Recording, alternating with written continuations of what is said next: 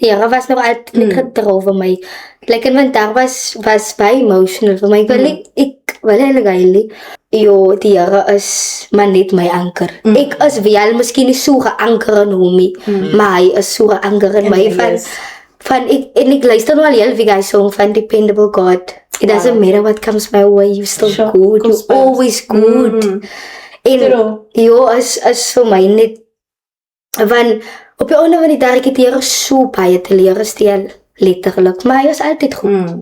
Besides jou battles, nou gooi mense nog klip aan jou toe. Wat is sulke tye gewees?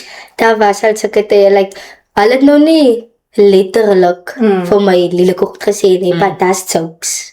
En ek voel die lekker oorheid jokie, dan besef ek met as jy het jokie, van, as 'n fout wat ek gemaakt het, hoekom is dit 'n joke? So, hy was goed soos die, wat ook nog vir my in 'n box gedruk het op 'n tyd van, dan voel ek, en die Bybel sê, dit wat ek wil doen, doen ek nie. En dit wat ek wil doen, nie doen ek. So, hoe kan mense nog jokes maak as ek geval het of 'n fout begaan het, like, sy is my broer of suster in Christus, sy moet vir my bid, sy kan nie nog 'n grapie maak of so in the covering. En hoe het hy aangepak, hoe het hy aangespreek?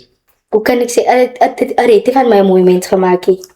Van, ek net, like, hoe kan ek sê, my vleeslikheid het oorgevat, die moment.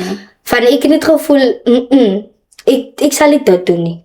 Al weet ek nou, ek het geval, but like, ek sal nie, as jy moet val, ek sal nie. Ek sal vir jou bid, of ek sal vir jou sê, ek weet, ek is nie heeltemal op my plekkie, maar doen dit en dit. En ek wil nie vir jou, ek sat sê vir jou nie, wat, maar ek draai jou net rep, maar ek sal nooit 'n grap maak van iets wat ek weet, iemand kan breek of so nie.